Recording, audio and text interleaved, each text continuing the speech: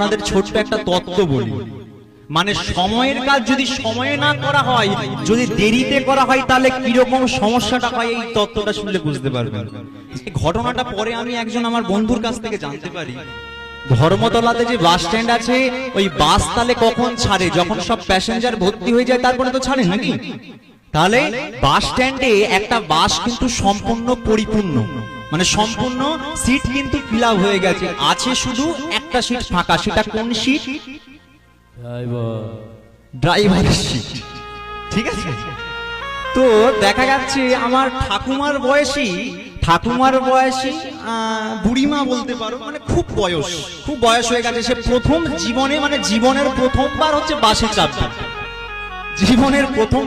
বাসে চাপবে, তো বুড়িমা এখন কি করেছে, ওই বুড়িমা বাসের মধ্যে ঢুকে গিয়ে বলে, হাই বাবা আমার পোড়া কপাল, একদিন শখ করে বাসে উঠলাম, দেখতে পাচ্ছি সব সিটগুলো ফিল আপ হয়ে গেছে, একটা সিট ফাঁকা আছে, ড্রাইভারের সিট। সে তো জানে না যে ওটা ড্রাইভারের সিট, একটা সিট ফাঁকা আছে। তো বুড়িমা কি করেছে, যে সিটটা ফাঁকা আছে ওই সিটে গিয়ে বসে পড়েছে।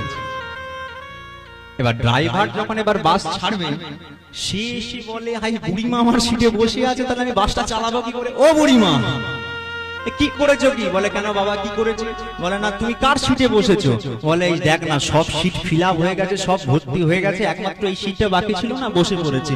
বলে, আরে ওটা বসলে যে হবে না। বলে, এই দেখ বাবা প্রথম বয়স হয়ে গেছে, দেখতে পাচ্ছিস দুদিন পর মরে যাবো, জীবনে বাসে চাপিনি, আজকে প্রথমবার চাপলাম, জানি আমার শখটা মরে যাওয়ার আগে শখটা একবার পূরণ করবো, তো এখানে আমি বসছি, বাবা ওঠাস না।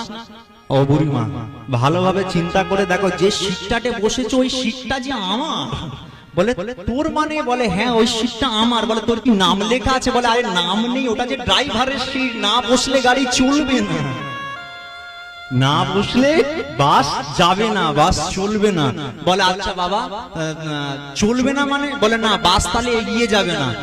বলে, তাহলে বাবা শোন, তোকে কতগুলো কথা বলি, তুই তো দেখতে পাচ্ছিস আমার বয়স হয়ে গেছে, বেশি আমি চলাফেরা করতে পারবো না, আজকের দিনটা তুই অন্য সিটে বসে চালিয়ে নে। চিন্তা করতে পারছো? বলছে, আজকের দিনটা তুই অন্য সিটে বসে চালিয়ে নে, বাস যাবে? বাস কি যাবে? তাহলে এই ঘটনাটা থেকে আমরা কি জানলাম? এই তত্ত্বটা থেকে আমরা ভালোভাবে বুঝবো ব্যাপারটা, যে শুধু হেসে নিলাম বাড়ি চলে গেলাম তাহলে কিন্তু লাভ হবে না, এটার মধ্যে গভীর তত্ত্ব আছে। একটা বার চিন্তা করে দেখুন, বুড়িমা যদি একটু আগে উঠতো তাহলে তো একটা শেষ সিট পেয়ে যেত। আজকে তাহলে কি করলো, বুড়িমাকে ঘাট করে নামিয়ে দিয়েছে, কারণ বাস যদি সিটে ড্রাইভার না বসে তাহলে তো বাস যাবে না, বাস চলবে না। তাহলে চিন্তা করে দেখো, এখানে তাহলে সময় থাকতে থাকতে কাজগুলো করতে হয়।